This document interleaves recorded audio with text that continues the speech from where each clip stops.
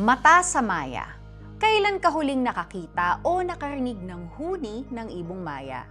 Sa Pilipinas, ang Maya ay makikita sa halos lahat ng sulok ng bansa dahil nakaka-adapt ito sa iba't ibang mga habitat. Makikita ito mula sa pinakaliblib na bundok hanggang sa pinakamasikip na kalye.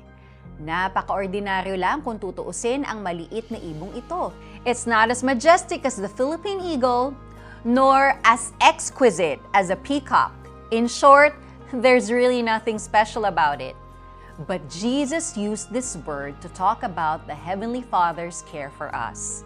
In his message to the disciples, he said that not a single sparrow can fall to the ground without your Father knowing it.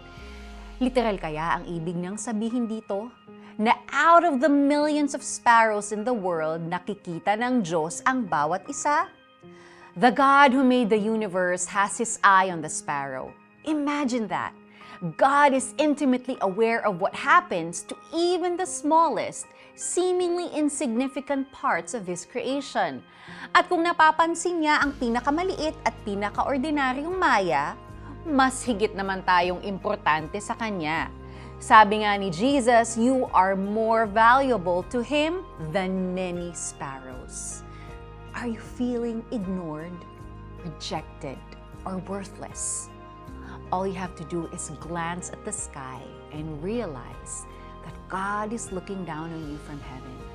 Kung ang mata nga niya ay nasa Maya, mas higit pa rito ang halaga mo sa Kanya. Let's pray. Dear Heavenly Father, can you really see me and the smallest details of my life?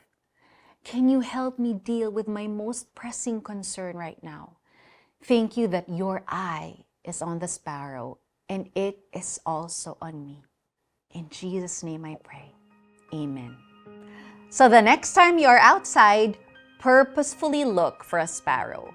When you do, utter a quick prayer to God, thanking Him for His love and care.